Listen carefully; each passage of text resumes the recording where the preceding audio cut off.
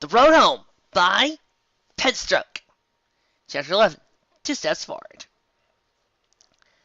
Every muscle in Twilight's body was tense, moving her from immeasurable degrees. She needed to be slow but swift.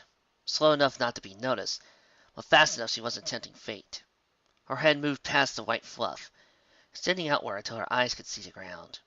She tried to snap a mental photo, taking all the details she could. Then Twilight quickly drew her head back to where it had been. Twilight had not been sure that the white, fluffy cumulus cloud was going to be a sufficient hiding place. After shining buck the leader in the jaw, the whole changeling outpost had been buzzing like a fallen wasp nest. They only had a few minutes before the swarm would be upon them. They needed to hide, but their other option was to try and conceal themselves among the trees. That seemed less suitable. So, after casting a few cloud-walking spells, Twilight and everyone else in their merry group took refuge in the cumulus forest. The changelings streamed out into the forest in their absurd spider disguises, began to search with feverish determination. While each passing minute, Twilight was sure they would be discovered.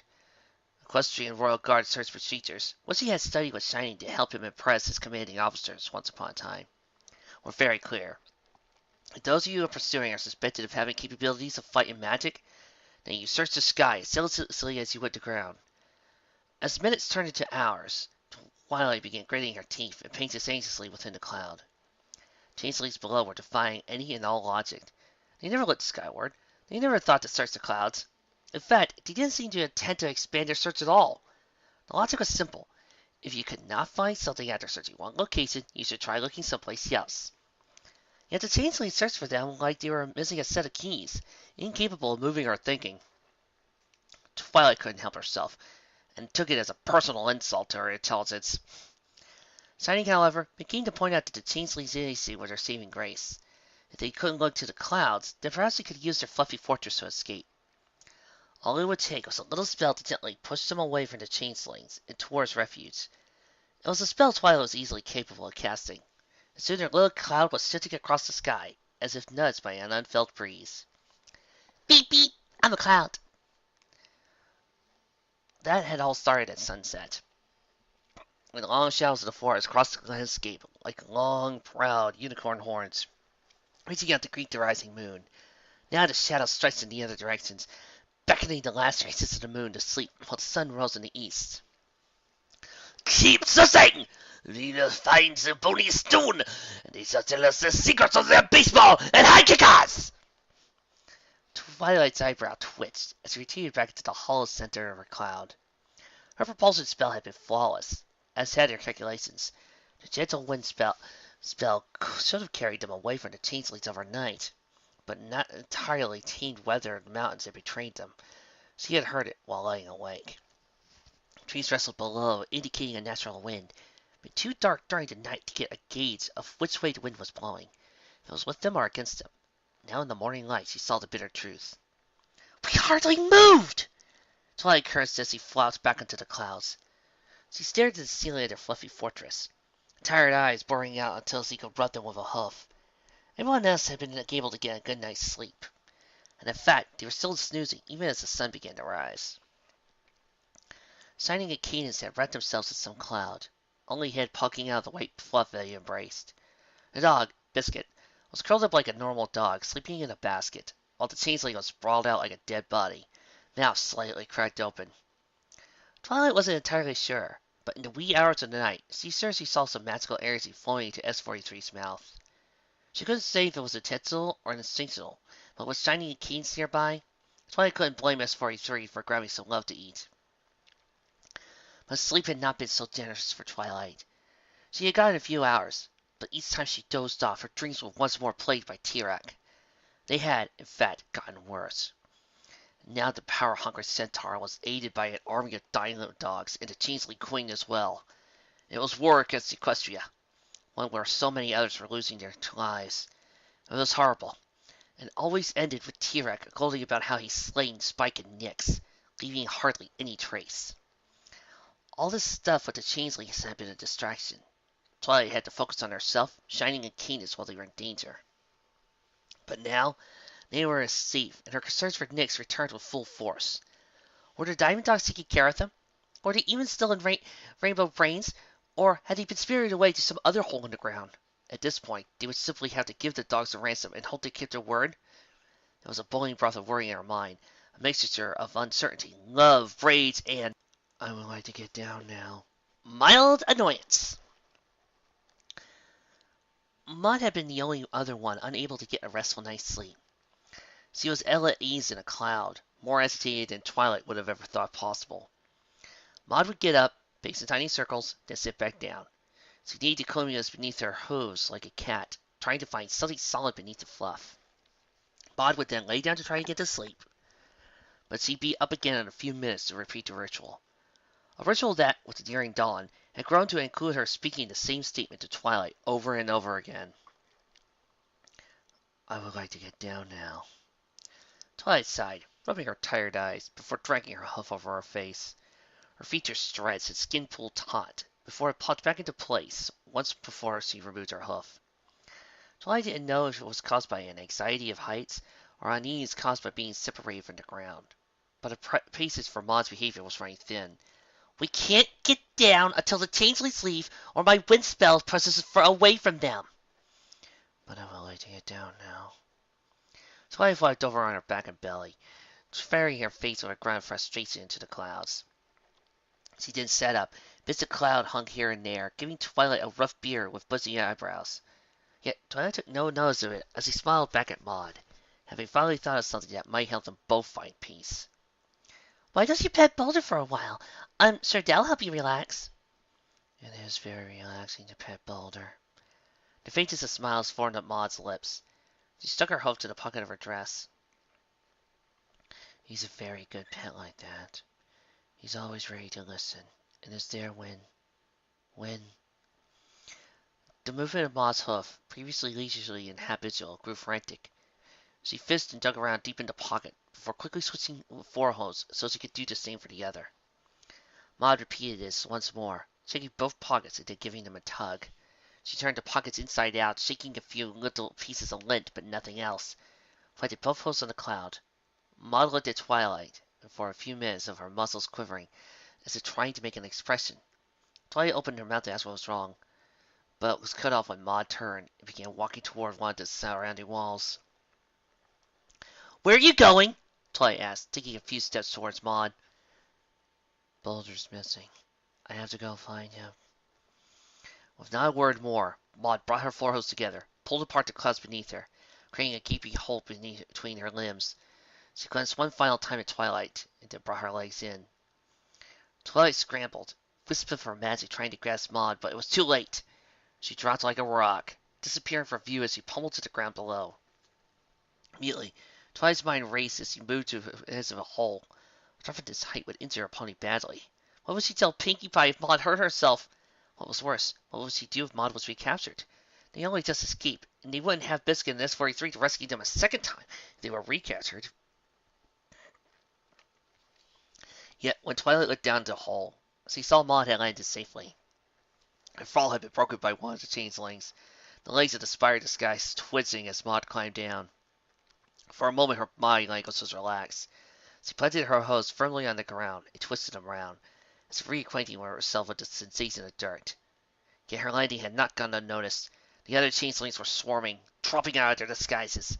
They carried nets composed of their hoof-made webbing, and tried to throw them to catch her. Where is Boulder? Maud asked, as she sidestepped the thrown web. A changeling leapt at her, fangs bayed and a daredevil hiss escaping his lips. But Maud was not fazed. She raised her head back a little and snapped it forward.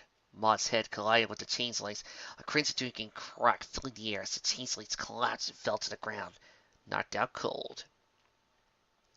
Two more changelings tried to rush after Maud after that, but she sprang into the air with a pinky-quality bounce.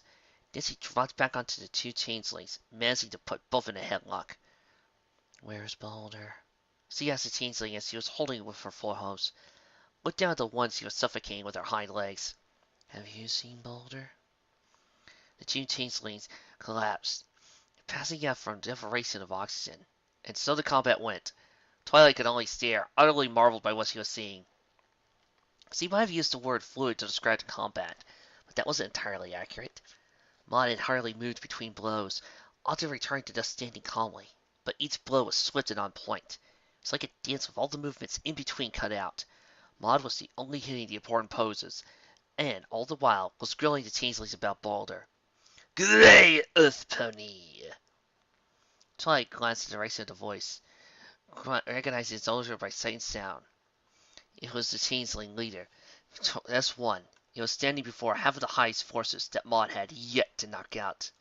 "You think you're so special with your special moves and your combat prowess, but you are not!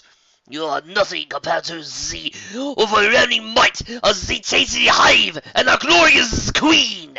You are simply prolonging the inevitables!" "There you are, Balder. You had me worried." Eslo glanced over his shoulder, expecting to see some pony or other creature, but all he saw was his hive. He looked back to Maud with an arched eyebrow. "Who are you talking to? There is no one named Balder here, and there are no big rocks either. Tell me to whom you are speaking. I demand it!" "Balder is stuck in your hoof." Maud began to slowly walk towards the changeling leader. "Please give him back to me. He's my pet." Eslan turned his forehoof over, seeing a small stone sunk to the bottom by a bit of goo. He removed Balder with a tug, and then held it up to where Maud could see. This is your Balder! This is only a pebble!" S1 turned Balder over a few times, a grin sprang onto his lips. "Yet this stone is entirely saturated with loves. It is practically oozing with affection and care. This must have built up over years." Maud nodded her head. She stepped in front of S1 and held out her hoof expectantly. "I have had Balder for a very long time. He's my one and only pet. I have tried others, but Balder's the best. Now please, give him back." "With this much love, even you, Scaria would be nothing before my might," S1 said, smile only growing. Then, with a single snap decision, S1 flicked Balder up in the air. Every eye was on the small stone. Twilight, Maud, and all the changelings behind S1 watched it flip a few times before falling back towards the earth. S1 then opened his mouth, and with a sharp snap, caught the stone in his throat. Twilight felt her own heart skip a beat. With a held breath, she watched S1 cough and choked a little on Balder before finally advancing to swallow him down. The changelings behind him were grinning, as if their victory was assured. Maud was frozen in place. Twilight could not see her eyes, for her head was pointed directly at S1. "Oh God, poor S1. "Delicious!" S1 said as he licked his lips, an expression of pain swallowing behind and replaced with satisfaction. "That is fine. Aged loves." Twilight's eyes glanced fiercely between the changelings and Maud. She didn't know what to expect, but every instinct in her body was telling her to back away. With a small glimmer of magic, she increased the power of her wind spell, trying to get the dead cloud moving more swiftly away from the scene below. Maud had not moved. She was still standing there, her face hidden from Twilight's perspective by her mane. Still, even as Twilight put more distance between herself and Maud, she felt like she was watching a ticking time bomb. The changelings were reacting as well. Those in the swarm behind S1 started to back away, a couple of them hissing like cornered rats. Even S1, who had been reveling in his consumption of love, was beginning to frown in terror of fear. He tried to put on a strong face. S1 raised his hoofs, stomped them to the ground, and flashed his changeling magic as he hissed at Maud. A few of the swarm tried to follow S1's lead. For a moment, the swarm was rallying behind their leader. That was when Maud took a single step toward them. "Flee!" S1 screamed, and the swarm was gone. They sprinted away from Maud, like cockroaches scattering when the light was turned on. Maud, in turn, took chase. Twilight lost track of them in seconds, the thick trees of the forest obscuring the pursuit from her vision. Still, she felt the chill run down her spine the moment the danger passed. She had never ever been so happy that a pony had not turned around. Maud's expression, which managed to inspire such fear in the changelings, was one that she hoped would never be directed at her. Here's a lesson. There are two things you don't mess with in order to keep Maud happy. The most importantly of which is do not harm any of her sisters. Second of which, do not harm Boulder. Do not do anything wrong to Boulder. She loves Boulder. Boulder is very, very important to her. Those who harm Boulder will find that their insides have been torn out. Folding her soldiers to try and wash the feeling of impending doom, Twilight took the opportunity to look around below. She jumped to the top of the cloud, taking a person with the pinnacle before surveying the surroundings. All the changelings were gone. They could now resume their trek to Lumberton. Without Maud, however, Twilight realized he'd never be able to follow the forest trails. Their original plan was still good. It was a lot easier on Cadence if they continued to use the cloud to ferry themselves to Lumberton. All she needed to know was which way to make the wind blow. No more mistakes, no more escapes, no more mercy, Duke said, curling deep in his straw as he led the diamond dogs through the forest. It had been hours since his dogs had fled from the soldiers. They had lost the trail. Now any hope of finding them again was slim. But failure was not an option in Duke's mind. They returned to the den, rallied even more diamond dogs. A royal ransom for 3 princesses, a prince, and a dragon. Even defying it to the sons of the Ceres, it was the kind of gem payday that couldn't get any self-respecting dog drooling. So, his little prospecting squad was now a sizable militia. He marched through the forest with the swiftest of them running and scouting, while the main body of the force headed in the direction of Lumberton. That was where the ponies wanted to go. If they could get ahead of them, they could set a trap. He clenched his bandaged paw, the one that hurt against the magic shield, and squinted through his right eye. His left one was swollen shut now, but the right had recovered enough. He wasn't left blinded. Still, the ponies had insulted and injured him. He would not let them leave the forest. They would either be prisoners or trophies. And if it happened to be the latter, they would march onto the Crystal Empire and take the greatest prize for themselves. A slurp came from Duke's left. He drawing his eyes to Buck. Yes? He asked, alarming every silvery chive of a dying dog. You sure you're okay? That eye looks to hurt real bad. I'm fine! Duke snapped, clenching his good paw into a fist as a silent threat during his subordination. He was alpha of this pack, of this militia. He did not need anyone, let alone Buck. Clutching his strength still, the patter of paws drew Duke's ire away from Buck and to a diamond dog that just came racing up from the forest. We find the princesses! The star-haired mutt said as he knelt down in front of Duke. Where are they? The ghost and the small filly and dragon have reached the crystal train and are now going down the tracks to the pony town. And then saw the purple princess pushing a curl cloud across the sky in each direction. And neither group changes its direction or speed. They should cross past near the bridge. Duke smiled and turned to look at the direction of the bridge. Visible just barely through the tree tops. It's the final crossing the ponies' trains had to make before finding their final descent toward the pony lumber town. The bridge itself was not very long, but it was tall and crossed over a deep ridge. The bottom of which was a waterfall-fed lake. Then we set our trap there. Get back on the princess's trails and let me if anything changes. He turned back, raising his voice to bark at the column of dogs. The rest of you, into the tunnels. We move on the bridge. Discord surveyed his game table as he crunched on a Philly Scout cookie.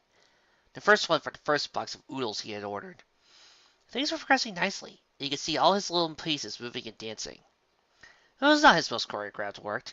Maintaining control beyond the initial rock slide and some initial encounters was a fool's errand.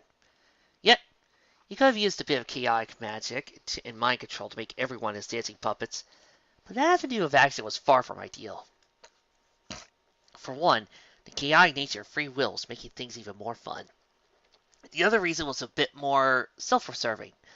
At that moment, Twilight's friends would defend him, to a degree, for what was going to be a positively livid pair of princesses. If he started taking away free will, then that safety net went out the window. Discord reached Susie here and pulled out a pocket watch, clicking open the lid a moment and then checking with the time within. He snapped the lid shut and gave the chain a yank, causing the watch to step back into his ear like it was on a spring. He moved the groups of pieces together, 3 sets converging on a small icon on a bridge that was drawn to the map. It's not going to be enough. Wrapping the tails of his eagle claw on the table, Discord took another bite of his mint mountain cookie as he surveyed the map. The diamond dogs will slow them down again, but that won't stop them or that crystal choo-choo. They'll get through, blow right past Lumberton, and head for the Empire. Twilight won't find the spell she's looking for, and will head home in a huff a few days too early. Reaching for the set of pieces that represented the group with Nix and Spike, he picked a small locomotive silhouette.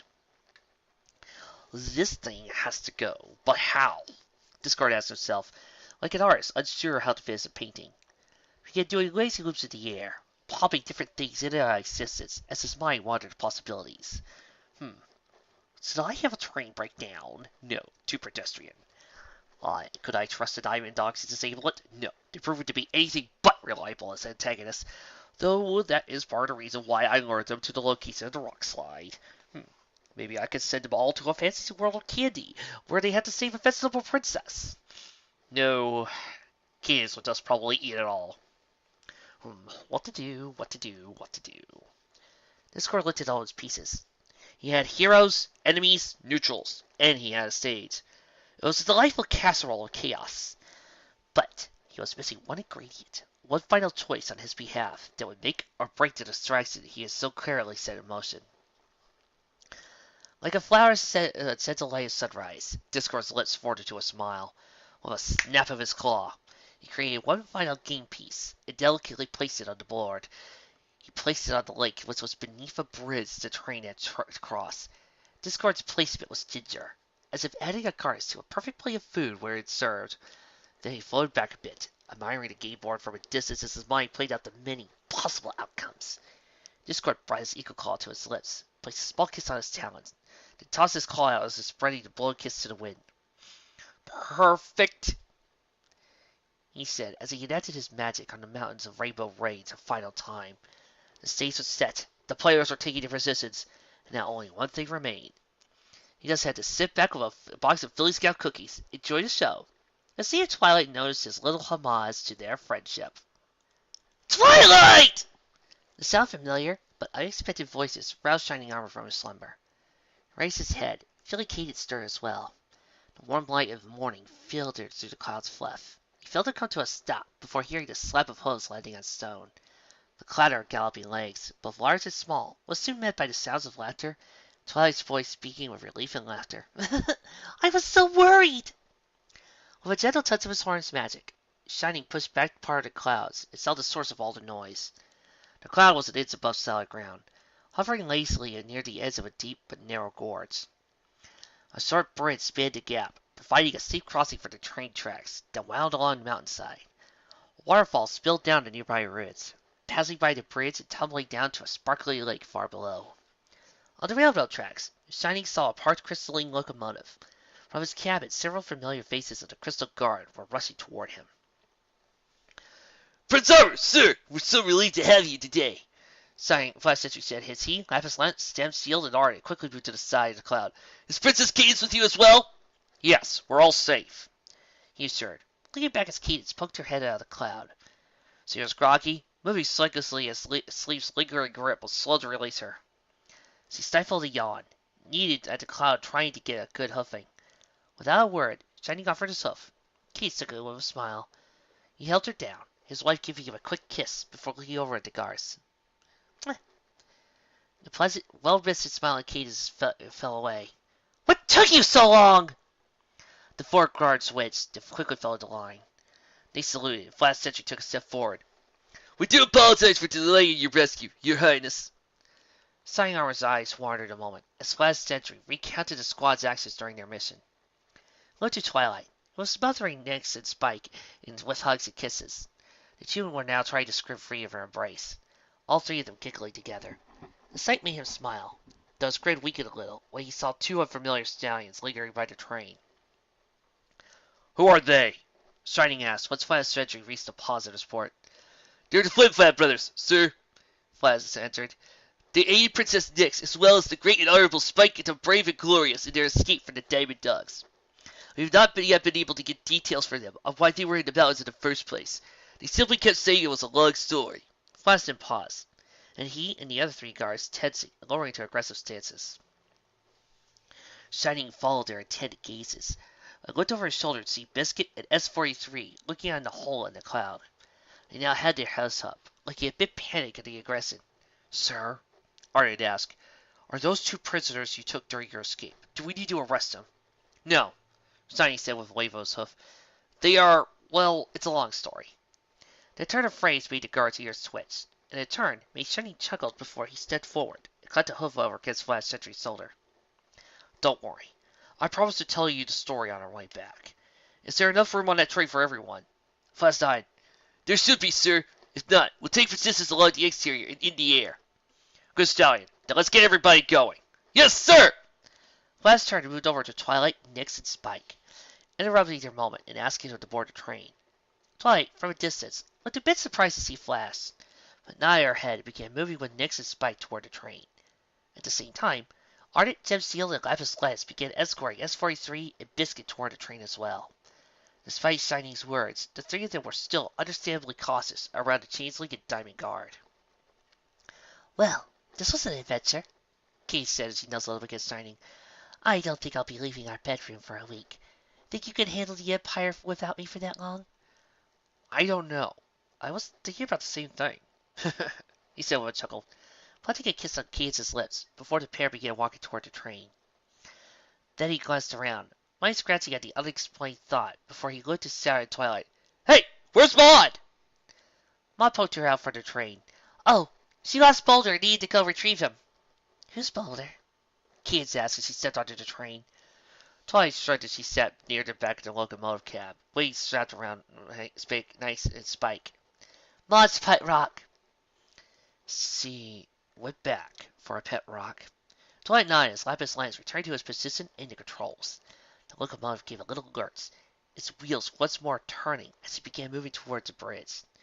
Gemsteel and Ardent took positions on the stepladders on either side of the locomotive, while Flash Sentry stood on the roof, ready to take off when the train gained momentum. The mood was high. Everyone had a smile on their face. Twilight was happy to see Nix and Spike again, explaining to Kate what had happened to Maud. Flem and Flam were speaking to the Gem Shield, finally beginning their long story of how they saved the princess and a very important dragon.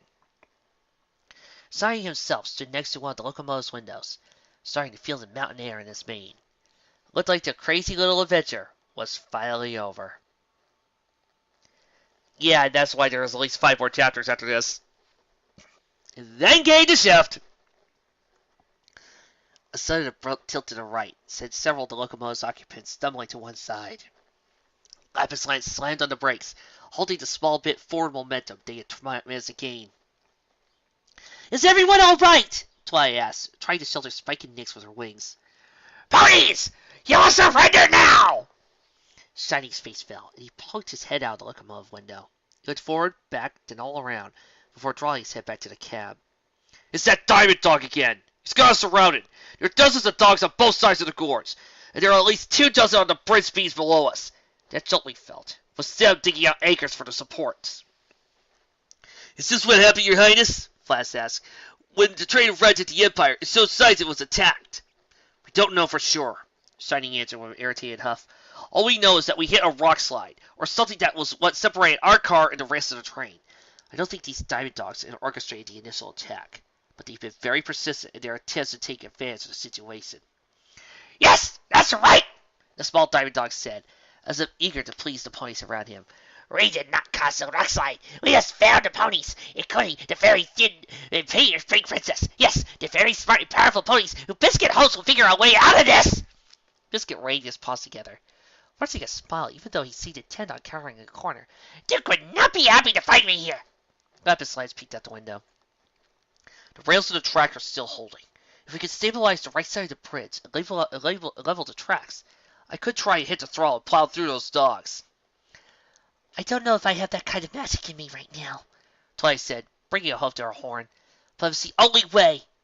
Shining raised his hoof, placing it on his sister's leg and lowering it down from her horn. It's not. You saved the day enough already. You let your big brother handle this one. He said mostly to the guards, gears of train kicking into gear. Ponies! Do you hear me, ponies? Duke shouted from outside the train. We demand your surrender! You can't escape! If we don't answer, he's going to figure out we're up to something. Shining cursed, glancing out the train as his attempts to formulate a plan with the other guards was interrupted. We need something to distract him. Does anyone have any ideas? His gaze rose between Nix, Spike, Cadus, Biscuit, and S43, but none could provide a answer. That was when a pair of voices began to ring out to the crisp mountain air. Surrender is a very generic term, friend. Isn't that right, brother of mine? Indeed it is, brother. A surrender must be properly negotiated, otherwise you risk the whole thing coming apart at the seams. Shiny stuck a peek out the window again. Flip-Flap Brothers had climbed up onto the cab, standing proudly as if they were on a stage. Duke, however, did not look too happy to see the two brothers. He bore his teeth and pointed an accusing claw. You are not princess ponies! We're princess ponies! There's a G1 joke here somewhere, but I'm not saying it. Why, they're right below! The group inside the Ans's cloud could hear the rhythmic tapping of Finn's hoof against the roof.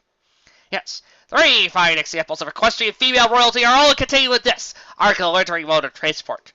Why, I say they're wrapped up in the prettiest packets a diamond dog like you could ever hope for. Prettiest diamond dog presents I've ever seen, Flam said. Let's not forget about the prince. He's no less royal, though. A bit more aerodynamic talents, but yes, he has them.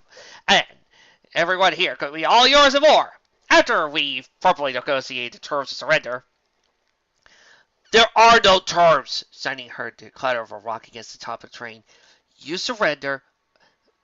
You surrender, or we drop your trains in the lake and fist you all afterward.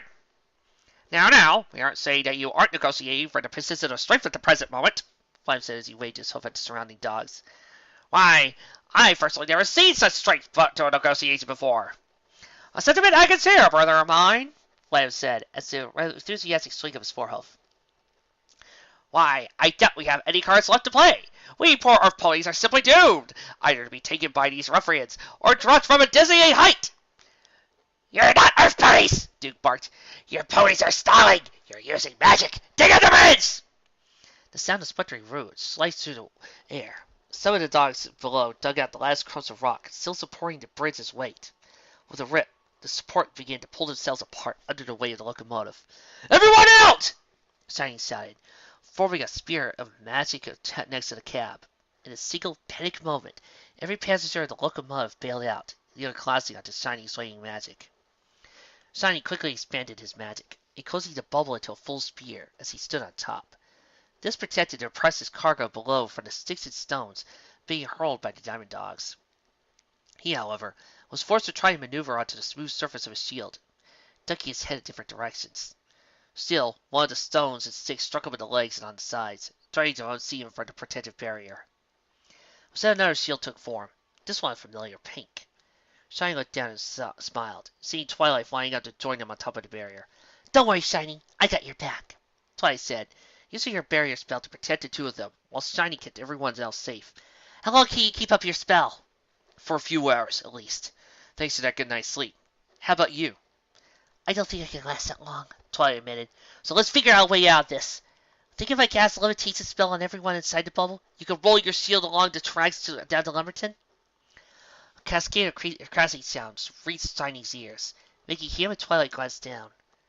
Far below, the surrounding of the mountain lake had been destroyed. The bridge, the rubble from the cliff, and the crystal locomotive impacted the lake like meteors from the sky. Great splashes of water were sent shooting into the air. A small island in the center of the lake was the hardest hit. Its delicate meadow flowers were crushed under the weight of the locomotive, was shattered into thousands of pieces, and embedded itself deep into the soft soil. All was still on the lake on the moment after the impact, yet Shiny and Twilight could not look away. The birds around the lake were scattering, taking to the sky in a chorus of panic cries. A single great ripple then coursed across the water, staring at the deserted island and extending toward it until it hit the banks of the lake. That first ripple was followed by another, and then another. The lake's surface was soon writhing like a pot of boiling water, and those vibrations were spreading out across the mountains. Pine trees settled, and the waterfall, with neighboring to collapse bridge, shifted and splattered its water against the rifted cascades. The diamond dogs fell to all fours, digging with their claws in the ground while barking and pegging at one another. What's going on? Spike asked as he pressed his face against the interior of Shiny's protective bubble. Something's down in the lake, Kate shouted, pointing her hoof to the island at the lake's center. The rocky shores were stirring, stones tumbling as numerous white peaks rose out to the soil. The island itself began to sink. water flowing across its flowering meadow. Enveloping the crystal locomotive, any lingering records of the bridge, all of it disappeared beneath the waves as the tremors continued. Then, like a geyser erupting from the depths of the lake bed, something leapt into the air. It was a long serpent, its scales glittering like a cascade of rainbows. It had two separate heads, one at the end of each of its body, and both were hissing. Bearing the long fangs as the creature took a powerful leap, brought it closer and closer to where the bridge once stood. "It's an Ouroboros!" Twilight shouted, just before the snake reached Shining's barrier. It bit down on the spherical shield, some of its teeth managing to pierce the magic. The last back from its precious shield made Shining grunt. He tried to plant his hose and great cast a spell, but as one of the heads snake clung to the spell, the other head curled around. "Look out!" the Flesh Sentry shouted. He and the other guards tried to prepare themselves to defend the royal family and all the civilians. But it was all for naught. The Ouroboros' second head snapped shut on Twilight and Shining, swallowing them and Twilight's shield spell down in a single gulp. This caused Shining's spell to pop, the sudden release of magic, allowing the creature's first head to snap shut on against the rest of the ponies, all of them succumbing to the creature's gullet. The last glimpse of Shining was seen as Cadence looked up at him, reaching out for him as the jaws of the Ouroboros closed around him. The glow Twilight spell gave them some protection and light. They could feel the serpent tumbling back down into the lake from which it had sprung. The muscles of the creature's throat were guiding the smooth, spiritual stream deeper and deeper into the creature. Shining's mind was on the edge of panic. He opened his mouth to call out in desperation for Cadence, but as he drew in that breath that would fill his hopeless shouts, a sour taste filled the air. Gas began to seep into Twilight's barrier, which was not meant to be airtight. He and Twilight coughed, their eyes growing heavy and their bodies numb. Shining reached out for Twilight, both hope and magic, but he and the world began to fall away. So it slid to blackness, and there his mind remained for a moment before he saw something. In the distance, wrapped in darkness, was a door with light pouring through the seams. It was the only thing he could see, yet the sight of it alone filled him with dread. Okay. That was a nice cliffhanger. The next part won't appear on Thursday, just to let you guys know that. It will instead pop up on Saturday. Why? Because tomorrow is the 2-year anniversary that I've been doing this job. And as such, I've got something really special planned. So tune in tomorrow as we present a special 2-year anniversary video instead. Thank you.